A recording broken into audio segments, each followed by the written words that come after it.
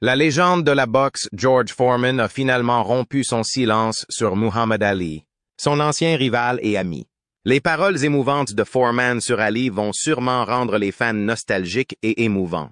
Il révèle ses sincères pensées sur cette grande légende et l'impact qu'Ali a eu sur le monde de la boxe et sur des millions de fans à travers le monde. Si vous aimez Muhammad Ali, commentez 0. Si vous vous en fichez, commentez 1. George Foreman a toujours eu beaucoup de respect pour Muhammad Ali, louant son talent et son esprit combatif. Mais, dans un cas rare, Foreman a soudainement révélé quelque chose de si choquant qu'il a mis en colère les amateurs de boxe. Qu'a-t-il dit pour provoquer une telle controverse? Est-ce que le signe que son opinion sur Ali a changé? Ne manquez pas les révélations choquantes de cette vidéo. Le combat entre George Foreman et Ali, dans la jungle. Un bruit s'est fait entendre. Un bruit qui a fait trembler la terre entière. Peu de combats dans l'histoire de la boxe ont eu le même poids que le Rumble in the Jungle, bien qu'il ait eu lieu le 30 octobre 1974 à Kinshasa, au Zaïre, aujourd'hui République démocratique du Congo. Ce combat pour le titre n'était pas comme les autres, un combat qui allait définir deux des individus les plus puissants du sport, Muhammad Ali et George Foreman. Ce fut un spectacle, un événement culturel et un affrontement qui les définira à jamais. Dans le monde de la boxe de l'époque, Foreman était un homme réservé par tous car il était le champion en titre des poids lourds. Non seulement il était plus jeune et plus fort, mais il semblait aussi imparable. Foreman était le grand favori du combat car il avait déjà battu des adversaires tels que Joe Frazier et Ken Norton. La plupart des analystes pensaient qu'Ali n'avait aucune chance. On disait qu'il avait déjà connu des jours meilleurs. Certaines personnes s'inquiétaient même pour Ali. Mais Ali n'a jamais été du genre à respecter les règles. Ali a fait quelque chose que personne n'avait anticipé depuis le début du match. Foreman a pu échapper à Ali parce qu'il était appuyé contre les cordes. Foreman a continué à exécuter ses célèbres et puissants mouvements. Une foule immense de spectateurs, dont beaucoup encourageaient Ali, observaient avec incrédulité. Ali semblait apprécier.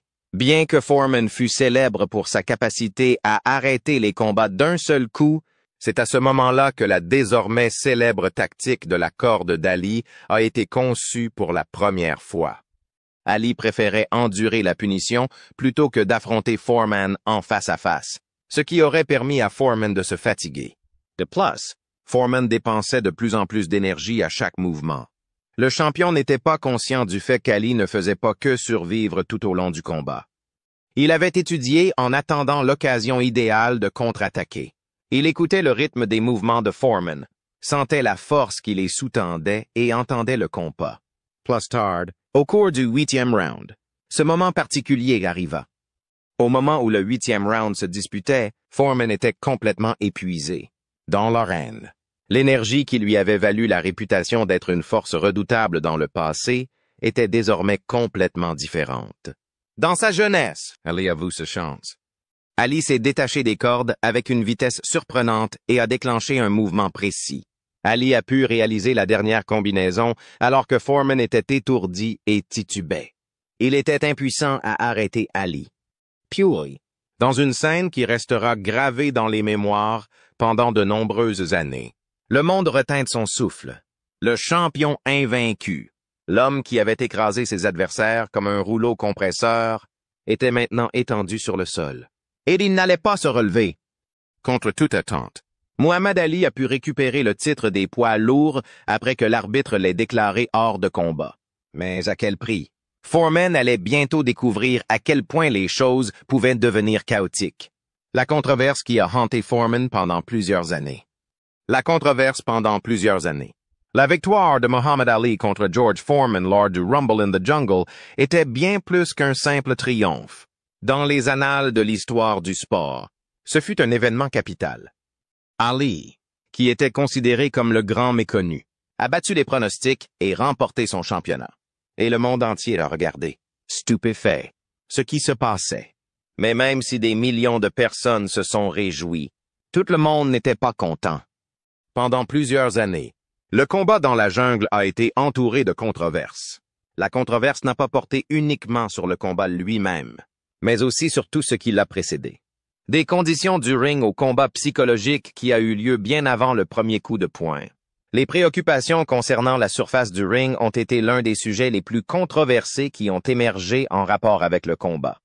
Depuis longtemps, Foreman affirme que la surface du ring était exceptionnellement molle, ce qui l'empêchait de poser ses pieds et de libérer toute sa puissance. Pour comprendre l'importance de cette question, il est essentiel de connaître les facteurs qui ont rendu Foreman si dangereux en premier lieu. C'était sa capacité à poser les pieds, à déplacer son poids et à conduire ses mouvements avec toute sa force qui lui permettait de gagner à plusieurs reprises contre ses adversaires. Cependant, lorsque Foreman est arrivé à Kinshasa, il a déclaré que la souplesse du ring l'avait privé de cet avantage. Dans une déclaration ultérieure, il a révélé qu'il avait eu une sensation étrange en montant sur le ring ce soir-là en particulier. Comme la surface n'était pas aussi dure qu'il en avait l'habitude, il lui était difficile d'acquérir la stabilité nécessaire. De son point de vue, ce n'était pas un hasard. Des années plus tard, Foreman a déclaré qu'ils étaient conscients que s'il n'était pas capable d'aligner correctement ses pieds, il ne pourrait pas créer sa force. Il se battait sur ce qui lui semblait alors être des sables mouvants.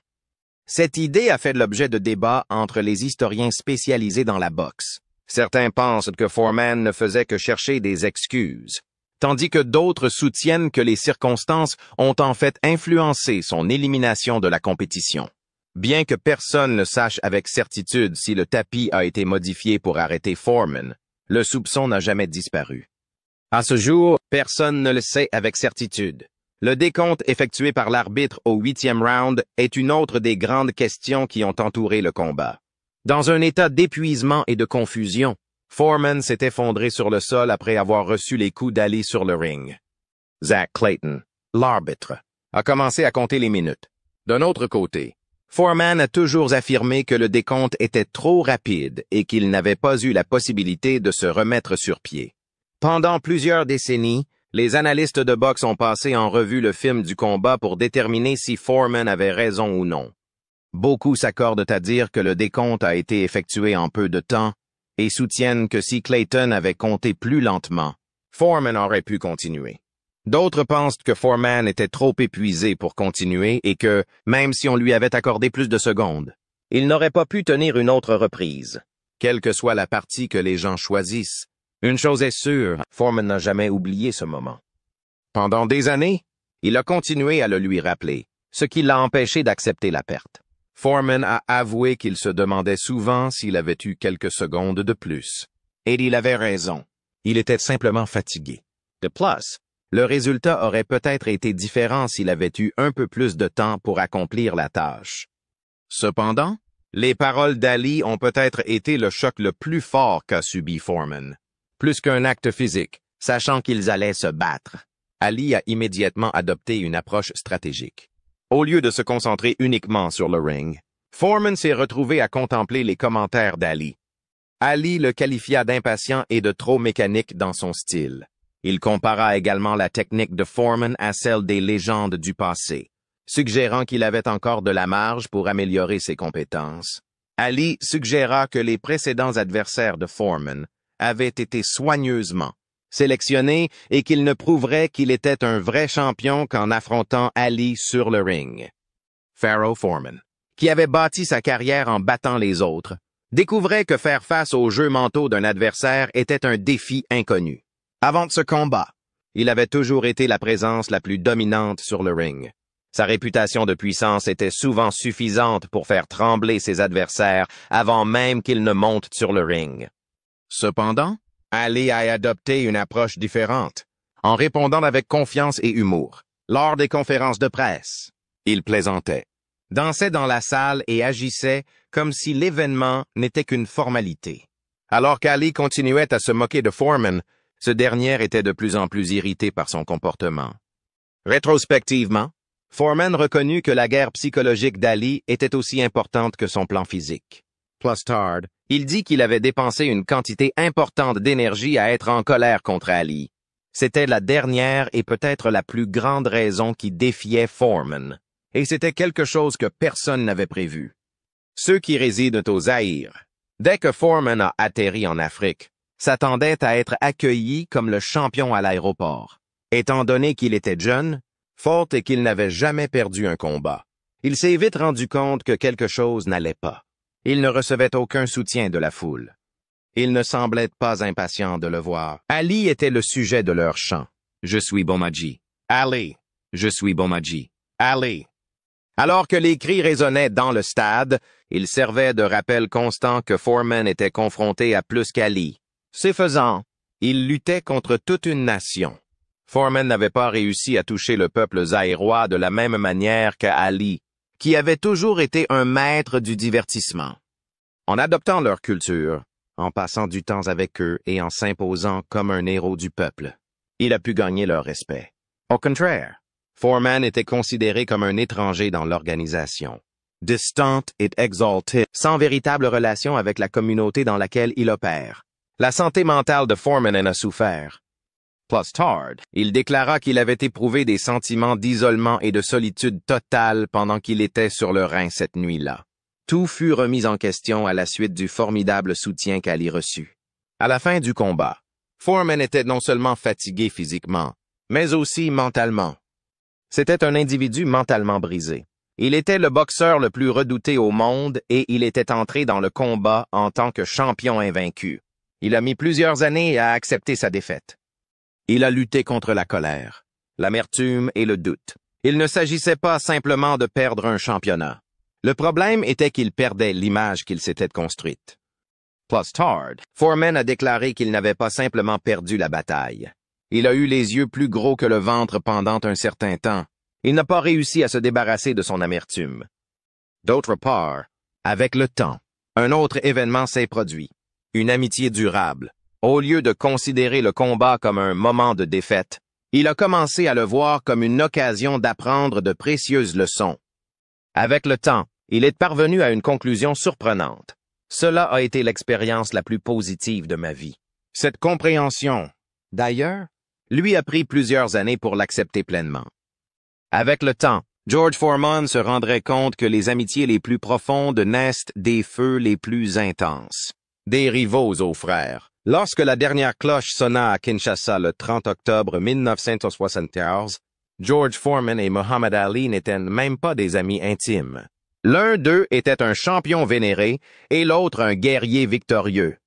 Leur vie semblait vouée à être séparée à jamais. Cependant, le temps guérit les blessures, et ce qui a commencé comme une défaite douloureuse pour Foreman s'est finalement transformé en l'une des plus remarquables amitiés de l'histoire du sport. Lorsque Foreman s'est approché du ring ce soir-là, il avait l'impression d'être imbattable. Il en sortit transformé en une autre personne et un événement spectaculaire se produisit, qui provoqua une grande émotion parmi les fans du monde entier. Les années passèrent et finalement, la colère fit place à l'adoration et, en fin de compte, l'admiration se transforma en amour.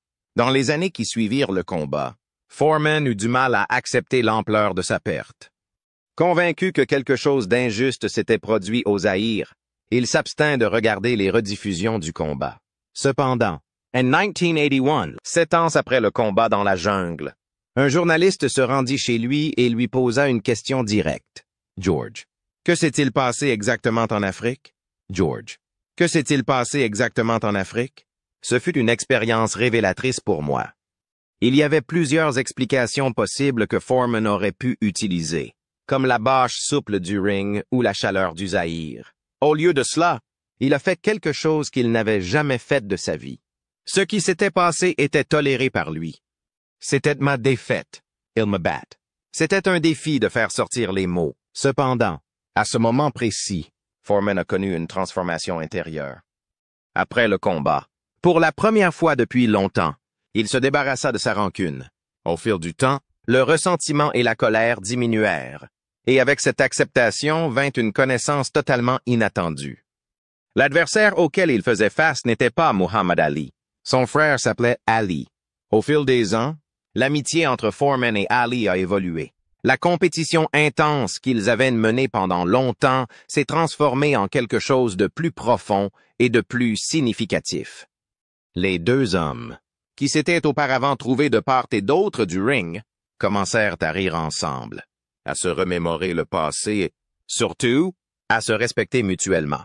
Foreman parlait souvent de la façon dont sa perspective avait changé avec le temps. Il révéla qu'on l'avait mal interprété pendant plusieurs années. Cependant, à mesure qu'il se familiarisait avec Ali, il se rendit compte que ses déclarations n'avaient jamais été malveillantes. C'était plutôt un élément normal du jeu. Et plus Foreman réfléchissait à leur combat, plus il admirait l'extraordinaire intelligence d'Ali. Il a un jour qualifié le combat qui s'est déroulé au Zaïre de plus ingénieux qui ait jamais été réalisé dans le monde du sport, reconnaissant qu'Ali l'avait non seulement battu avec ses poings, mais aussi avec son cerveau. Un moment mémorable a eu lieu lors de la cérémonie des Oscars en 1996. L'année 1996, lorsqu'ils ont assisté à la cérémonie des Oscars, a été l'un des moments les plus émouvants de leur relation. Ils ont reçu une nomination aux Oscars pour le documentaire When We Were Kings, quand nous étions rois. Le film a finalement remporté le prix. Le moment est venu pour mon collègue de cette entreprise d'annoncer l'heureux gagnant. When We Were Kings, réalisé par Leanne Gaston et David Saunders, a reçu l'Oscar. À ce moment-là, Ali luttait contre la maladie de Parkinson, une affection débilitante.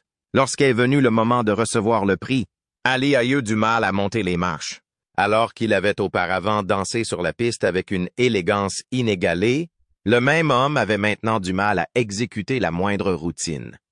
À un moment donné, George Foreman a pris l'initiative et s'est avancé pour aider Ali à monter les marches. Il lui a tendu la main et l'a saisi par le bras. Bien que ce geste fût modeste, sa signification était profonde. À ce moment-là, c'est lui qui l'a aidé à monter. Le public est resté silencieux. Un grand nombre de personnes ont versé des larmes. Il fut un temps où la compétition qui avait tenu le monde en haleine était soudainement devenue quelque chose de complètement différent. La fraternité était le mot d'ordre. Au cours de l'année 2012, les sentiments de Foreman envers Ali avaient complètement évolué. Sa déclaration a été vraiment choquante et a été faite lors d'une interview avec le Daily Telegraph. En 1974, nous nous sommes battus. C'était il y a longtemps. À partir de maintenant, nous sommes devenus les meilleurs amis du monde. En 1984, nous avons su que nous nous aimions. Muhammad Ali était la seule personne au monde avec laquelle je ressens une connexion plus forte qu'avec lui. Beaucoup de gens ont été surpris par cette déclaration, surtout si l'on considère à quel point Foreman avait été rancunier par le passé à cause de sa défaite. Cependant, elle était tout à fait logique pour ceux qui avaient suivi son parcours. Ali et Foreman n'ont pas seulement combattu dans un combat qui est entré dans l'histoire, ils ont aussi combattu dans l'histoire. Tous deux avaient atteint le sommet du monde de la boxe. Tous deux avaient relevé des défis et étaient sortis de cette expérience plus mature et plus compétents. Je remercie Dieu pour Muhammad Ali. L'admiration que Foreman éprouvait pour Ali s'est accentuée avec le temps. Il a non seulement appris le boxe d'Ali, mais aussi l'humilité, la résistance et le pardon. Il attribuait souvent à Ali le mérite de lui avoir enseigné certaines des leçons les plus essentielles de la vie. Au cours de plusieurs interviews, Foreman a exprimé sa gratitude envers Ali pour l'avoir battu. Il a qualifié cette défaite de meilleure chose qui lui soit arrivée dans la vie, affirmant qu'elle l'avait obligé à se développer, à progresser et à découvrir la satisfaction de soi. Je ne sais pas qui j'aurais été si j'avais gagné ce combat, mais depuis que j'ai perdu, je suis devenu un meilleur gars. Foreman a dit un jour qu'il ne savait pas qui il serait devenu. Quant à Muhammad Ali, je remercie Dieu. À propos de la mort d'Ali et du mémorial de Foreman. À l'âge de 64 ans, Muhammad Ali est décédé le 3 juin 2016, de son vivant. Le décès d'une légende a été déploré par des personnes du monde entier, et George Foreman a été l'un des plus touchés. Foreman a essayé de ne pas se laisser submerger par ses émotions en parlant de son cher compagnon lors d'une interview chargée d'émotions. Muhammad Ali a bouleversé le monde de bien des façons, non seulement sur le ring, mais aussi dans la vie. Il était le meilleur. Il m'a aidé à devenir une meilleure personne et je le regretterai pour le reste de ma vie. La dédicace de Foreman était un rappel profond de la portée de leur amour. Leur relation était l'un des exemples les plus remarquables de respect et de pardon dans les annales de l'histoire du sport.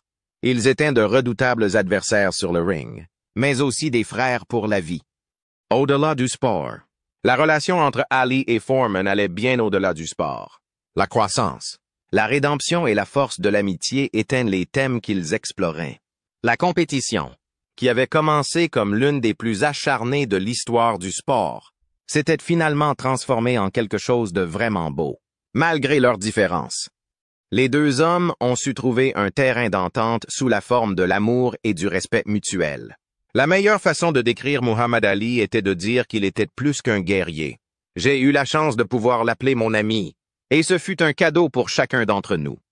Le récit de leur relation nous rappelle que même les conflits les plus intenses peuvent donner lieu aux amitiés les plus profondes.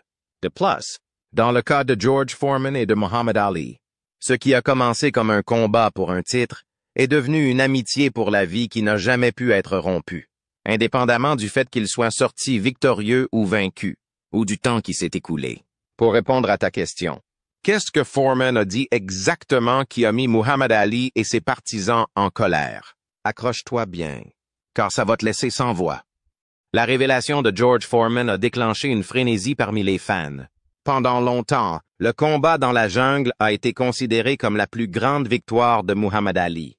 D'un autre côté, George Foreman a fait une révélation qui a stupéfié le monde de la boxe et a mis les fans en colère des décennies après cette grande soirée aux airs. Lorsque Foreman est monté sur le ring avec Muhammad Ali ce soir-là, il n'avait qu'une chose en tête. Muhammad Ali ne se battrait plus jamais. Foreman a déclaré plus tard qu'il avait cette pensée. Une onde de choc a été lancée dans la communauté de la boxe à la suite de cette annonce. Foreman avait-il l'intention de dominer complètement Ali? Beaucoup ont été choqués par la virulence de ses propos.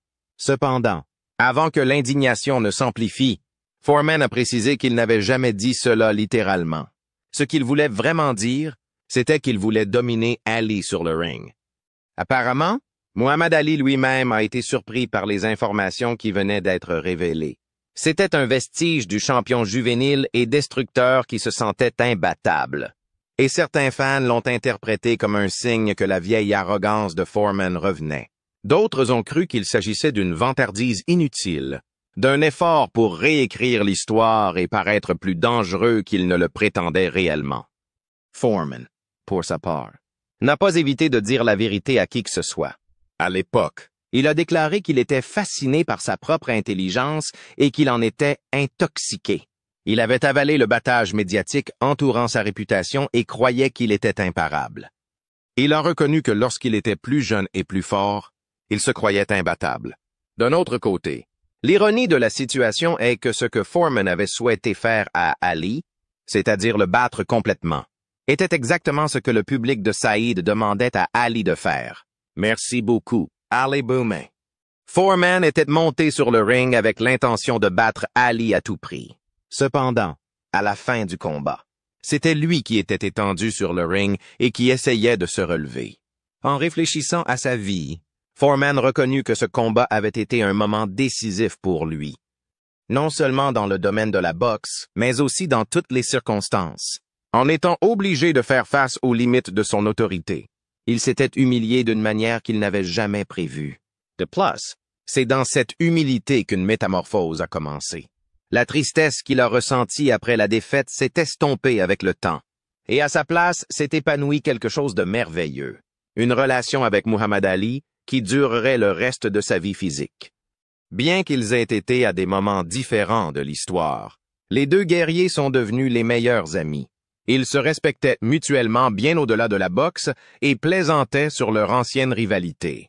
Ils se souvenaient également du combat qui avait changé le cours de leur vie. De plus, il est possible que ce récit soit la véritable histoire du fracas dans les montagnes, qui était bien plus qu'une simple escarmouche. Avant d'avoir une si belle amitié, les deux légendes ont également eu une enfance pleine de hauts et de bas. Découvrons leur vie avant qu'ils ne deviennent rivaux sur le ring. Les débuts de George Foreman. George Foreman est né le 10 janvier 1949 à Marshall, au Texas. Mais il a passé une grande partie de son enfance dans le quartier défavorisé de Fifth Ward, à Houston. Foreman était l'un des 7 frères et sœurs de la famille, et bien qu'il ait été élevé par D. Foreman, le deuxième mari de sa mère, son père biologique était en réalité Leroy Morgan. L'enfance de Foreman n'a pas été heureuse. Dans son autobiographie, Il a admis avoir été un adolescent rebelle qui s'est souvent mis dans le pétrin. Peu intéressé par l'école, Foreman a abandonné ses études à l'âge de 15 ans. Le tournant s'est produit à l'âge de 16 ans.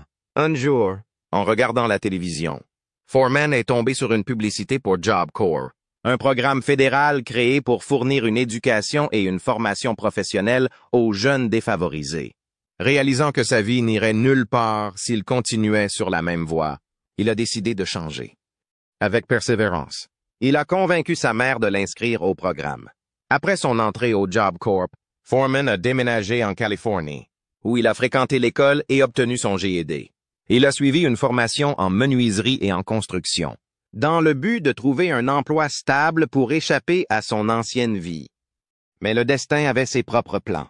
Alors qu'il était au Job Corps, un superviseur a remarqué le potentiel physique extraordinaire de Foreman et l'a encouragé à essayer la boxe.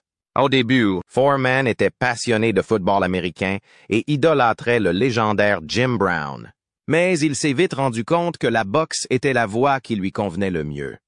Avec les conseils de ses entraîneurs, Foreman a commencé à s'entraîner sérieusement, transformant peu à peu sa passion en carrière. Sous la direction de l'entraîneur Tex Sadler, George Foreman a rapidement révélé son extraordinaire potentiel dans la boxe. Avec sa corpulence, sa force incroyable et son esprit de plus en plus discipliné, Foreman n'a pas tardé à se faire une place dans le monde de la boxe amateur. Après une période d'entraînement intensif, il décida de participer à des tournois pour se mettre à l'épreuve. En 1968, quelques années seulement après avoir commencé à pratiquer la boxe, Foreman connut un tournant important dans sa carrière lorsqu'il fut sélectionné pour l'équipe américaine de boxe qui devait participer aux Jeux olympiques d'été à Mexico. Ce fut l'occasion pour lui de faire ses preuves sur la scène internationale. Lors de ce tournoi, Foreman a complètement écrasé ses adversaires grâce à son style puissant et décisif. Dans la finale de la catégorie des 81 kg, il a battu Jonas Sepoulis de l'Union soviétique, remportant ainsi la médaille d'or olympique. L'image de Foreman brandissant le drapeau américain après sa victoire, ainsi que le geste de porter une veste avec les mots USA en signe de célébration, sont devenus un symbole de fierté nationale. Sa victoire olympique lui a ouvert les portes du boxe professionnel. En 1969, il est officiellement devenu professionnel et a immédiatement démontré sa force supérieure. Dans les premières années, Foreman s'est forgé une réputation grâce à une série de victoires consécutives. Il a rapidement été comparé à des légendes telles que Sonny Liston et Joe Louis pour sa force supérieure et sa capacité à écraser ses adversaires. De 1969 au début des années 1970, Foreman a conservé un record invaincu, remportant près de 40 combats consécutifs. Son apogée a eu lieu le 22 janvier 1973, lorsqu'il a affronté Smoking Joe Frazier, le champion des poids lourds alors invaincu. Lors du combat qui s'est déroulé à Kingston, en Jamaïque, Foreman a battu Frazier dans le deuxième round. Avec cette victoire, Foreman est devenu le champion du monde de boxe des poids lourds, affirmant sa position à l'époque. Après avoir remporté le championnat, Foreman a continué à dominer le monde de la boxe avec des victoires écrasantes sur des adversaires de taille tels que Ken Norton et José Roman. Cependant, la domination de Foreman a été davantage remise en question en 1974, lorsqu'il a affronté Muhammad Ali lors du légendaire Rumble in the Jungle. Ce combat a non seulement marqué l'histoire de la boxe, mais a également constitué un tournant important dans la carrière de Foreman. La vie de Muhammad Ali. Cassius Marsalis Clay Jr., plus tard connu sous le nom de Muhammad Ali, est né le 17 janvier 1942 à Louisville, dans le Kentucky. Il était l'aîné de 2 frères et a reçu le nom de son père, Cassius Marsalis Clay Sr., issu d'une famille d'origine ethnique mixte. Ali était principalement d'origine africaine, mais il avait également des ancêtres irlandais et anglais. Sa mère, Odessa O'Grady Clay, était la descendante d'un immigrant irlandais, Abe Grady, Dennis, dans le comté de Clare. Le père de Cassius, Cassius Sr., était étiqueteur et publicitaire, tandis que sa mère, Odessa, travaillait comme domestique, bien que son père fût méthodiste. Sa femme éduqua ses enfants dans la foi baptiste. Enfant, Cassius a dû faire face à de nombreuses difficultés. Ces expériences l'ont profondément marqué et lui ont inculqué la volonté de lutter pour la justice sociale. Cassius a étudié à la Central High School de Louisville. Cependant, il avait des difficultés à lire et à écrire en raison de sa dyslexie, ce qui rendait l'apprentissage difficile. Malgré cela, Clay était un garçon énergique et de caractère fort. Elle y a dit plus tard à sa fille, Hannah Ali, que rien ne pouvait l'émouvoir autant que l'histoire d'Amethyl. La passion de Clay pour la boxe a commencé alors qu'il n'avait que 12 ans. Clay a commencé à s'entraîner à la boxe avec Martin. Dès son entrée dans le gymnase de Joe Martin, Cassius Clay a rapidement révélé son talent naturel pour la boxe. Sous la direction attentive de Martin, le jeune garçon de 12 ans a commencé à apprendre les bases, de la façon de se déplacer aux tactiques d'action. Clay se distinguait non seulement par sa vitesse et son agilité, mais aussi par sa persévérance et sa forte volonté. Il s'entraînait dur tous les jours, se levant même tôt pour courir et s'entraîner avant d'aller à l'école. Clay a rapidement participé à des tournois amateurs et a continué à gagner. À l'âge de 16 ans, il avait déjà disputé plus de 100 combats amateurs, dont 95 remportés. Grâce à sa discipline et à sa détermination, Clay est rapidement devenu l'un des meilleurs boxeurs amateurs des États-Unis. Il remporta le titre des Gants d'or dans le Kentucky, puis au niveau national. Cette réussite lui valut l'attention nationale et lui ouvrit les portes d'une carrière de boxeur plus large. En 1960, à l'âge de 18 ans, Cassius Clay fut sélectionné pour représenter les États-Unis aux Jeux olympiques de Rome, en Italie. Avant de partir, Clay était nerveux car il avait le vertige. Cependant, une fois dans le ring, Clay s'est montré très sûr de lui et a démontré sa supériorité. Aux Jeux olympiques de Rome en 1960, Clay a concouru dans la catégorie des poids lourds. Il a battu des adversaires de Belgique, de Russie, d'Australie et, enfin, le Polonais Zbigniew Pieczykowski en finale, avec une victoire écrasante. Cassius Clay a remporté la médaille d'or olympique, affirmant son statut de star montante. À son retour de Rome, Clay est devenu la fierté de Louisville et des États-Unis. Clay décida alors de devenir professionnel. Et il signa un contrat avec un groupe d'entrepreneurs de Louisville qui acceptèrent de parrainer sa carrière. Grâce à son style de combat particulier, sa vitesse et ses réflexes aiguisés, Clay se fit rapidement un nom dans le monde de la boxe professionnelle. Au cours des premières années de sa carrière, il a continué à gagner de nombreuses victoires et s'est rapproché de son rêve ultime. Cela a marqué le début de quelque chose de plus significatif. Une connexion que ni le temps ni la rivalité ne pourraient endommager. Maintenant, cependant, nous aimerions connaître votre opinion sur la découverte faite par Foreman. Dans la section commentaires, partagez vos idées avec nous.